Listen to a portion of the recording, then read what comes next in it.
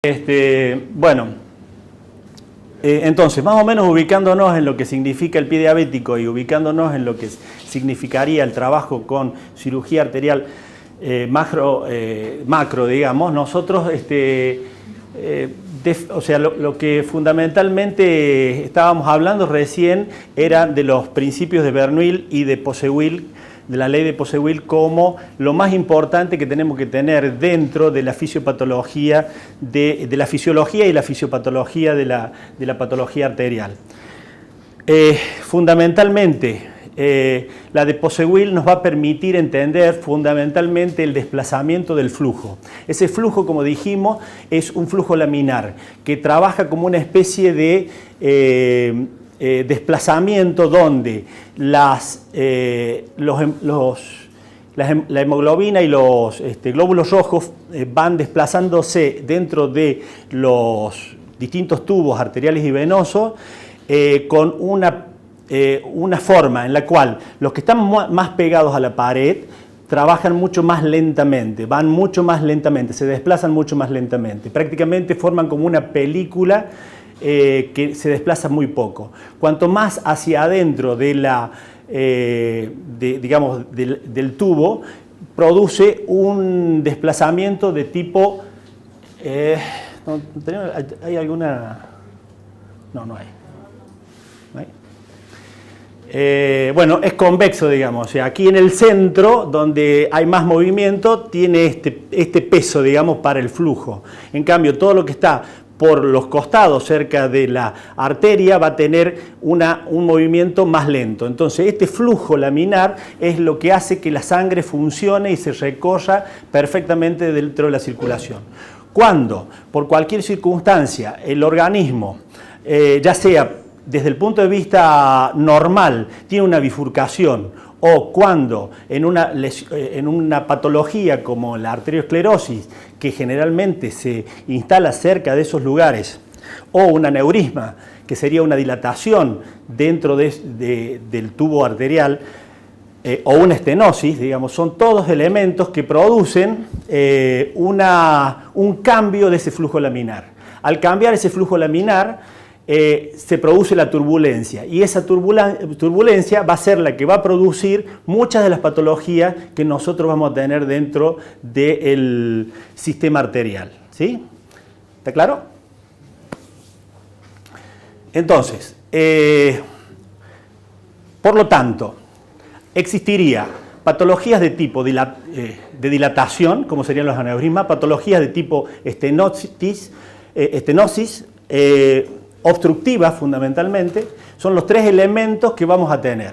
Esta obstrucción puede ser aguda o puede ser crónica. Cuando nosotros tenemos o estamos en presencia de una patología aguda, tenemos una serie de elementos o de instrumentos que nos permiten, o técnicas quirúrgicas que nos van a permitir resolver cada una de estas enunciaciones que hice antes. Entonces, cuando nosotros tenemos una obstrucción de tipo agudo que se ha producido, ya sea porque un coágulo estaba en una parte del organismo, llámese corazón por una cuestión de arritmia, o en un aneurisma dentro de la aorta, y se produce un trombo o un coágulo, y ese coágulo es migrado o migra hacia otra parte distal del organismo, va a producir generalmente, en donde se produce alguna división, un cabalgamiento o una obstrucción de esa división. Esto lo que va a producir es una isquemia aguda, es decir, una obstrucción completa hacia abajo, que si nosotros no lo resolvemos rápidamente, en menos de 24 horas, si en lo posible, el paciente puede quedar totalmente lesionado, ya sea porque no va a recuperar la parte muscular, no va a recuperar la parte neurológica, obviamente la circulatoria no, y puede terminar en una amputación. Para esto se hace una técnica quirúrgica que es la embolectomía, que creo que alguno de ustedes puede haber participado, que es ante una obstrucción, se busca la arteria, se hace el clampeo, se introduce un catéter que es el catéter de Fogerty, que es un catéter de balón que se insufla dentro y se recoge todos los coágulos que se hayan formado. Recordemos que siempre hay coágulos primarios que están alojados en el lugar donde la obstrucción se produjo por el motivo que haya sido, y después hay coágulos secundarios que dependen del tiempo de evolución que haya tenido esa enfermedad, van a ser necesarios retirarlos también para que nuestro procedimiento sea efectivo. Hay otras técnicas como la tromboendarterectomía que, además de hacer esta limpieza por parte del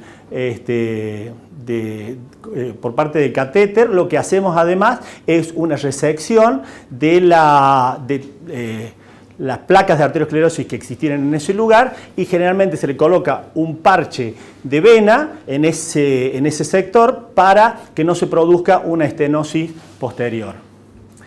Tenemos también que se pueden hacer anastomosis, digamos, las anastomosis pueden ser simples, es decir, debido a alguna lesión de tipo aguda, como puede haber sido un accidente que se produjo un corte y una sección de la arteria, y esto tal vez con una anastomosis solamente de unión de la arteria, de los dos sectores de la arteria, se resuelve el problema. Si no, en el medio hay que poner un injerto ya sea de vena o de heterólogo, o sea, de prótesis. Las anastomosis pueden ser, las mejores, digamos, serían las término-terminales. ¿Por qué? Porque el flujo laminar del que hablábamos no se encuentra modificado. En general, si se puede, es la mejor de las anastomosis. Después vienen las anastomosis término-laterales o lateroterminales, que son las anastomosis que normalmente nosotros vemos en los bypass, ¿sí? Y bueno, después tenemos también, finalmente, los bypass, que son los injertos, que ya pueden ser con vena o con prótesis. Después el doctor Barrera va a hablar de técnicas endoluminares, colocación de endoprótesis y stent. Eso no me toca a mí. ¿Qué complicaciones podemos tener desde el punto de vista, tanto locales o generales? Locales, puede aparecer un hematoma en la zona, puede aparecer una fístula arteriovenosa, puede aparecer pseudoaneurismas, hematomas retroperitoneales, aneurismas anastomóticos, fístulas aortointestinales, infecciones y trombosis posoperatoria.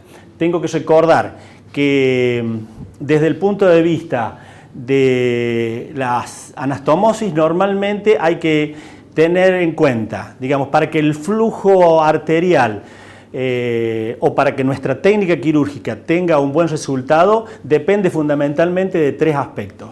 Primer aspecto, que el flujo anterior a nuestro procedimiento sea bueno, que el flujo posterior a nuestro procedimiento esté indemne o lo mejor posible. Y la tercera es hacer una buena técnica operatoria. Son los tres elementos por los cuales la viabilidad de tu injerto o de tu procedimiento quirúrgico va a ser el mejor o el más deseado, ¿sí? A veces en cirugía vascular, digamos, a pesar de hacer todas esas cosas, por otros multifactores, no es el más deseado.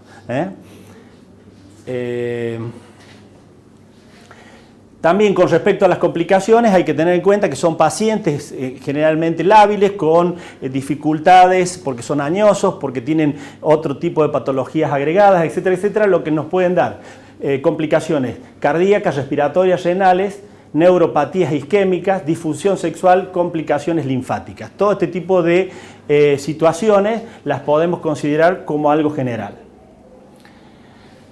Bueno, aquí hay un arsenal más o menos, la foto no es muy buena, pero un arsenal de lo que normalmente utilizamos. Fundamentalmente son los clamp que se utilizan dependiendo, y algunas de las pinzas atraumáticas o de las tijeras que se utilizan. Con respecto, por lo que me pediste, Rodo, que querías que más o menos sobre esto cayéramos también, un poco en cuanto a las suturas.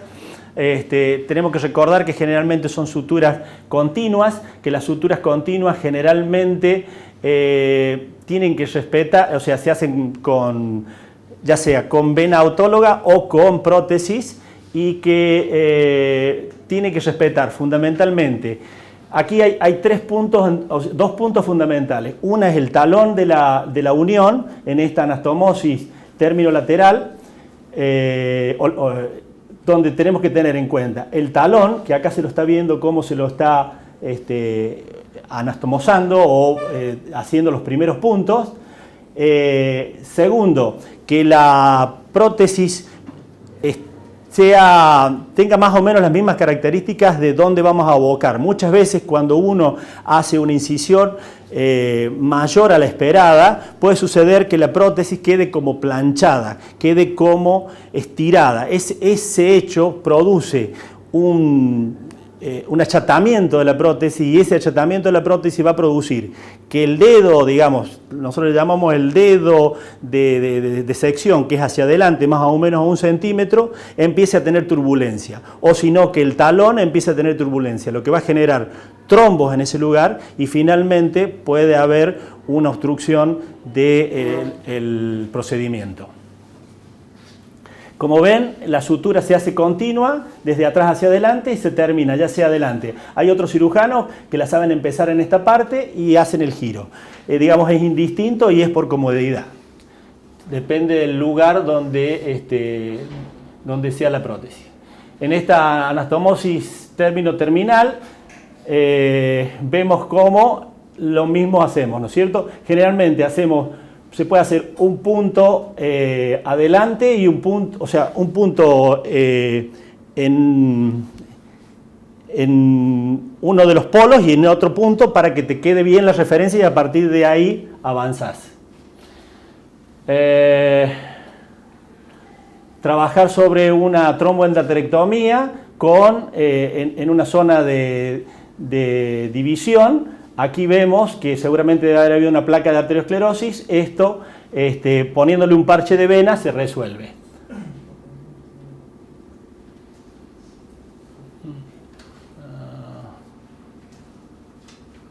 Bueno, es más o menos lo mismo.